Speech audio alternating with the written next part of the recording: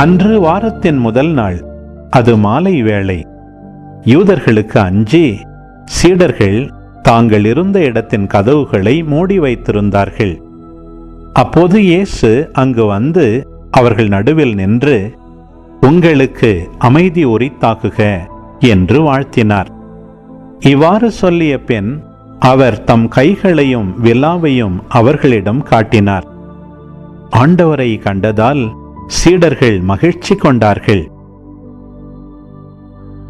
இயேசு மீண்டும் அவர்களை நோக்கி, உங்களுக்கு அமைதி உரித்தாகுக.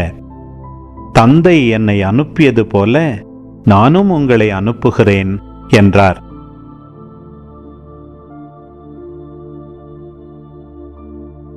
இதை சொன்ன பின் அவர் அவர்கள் மேல் ஊதி,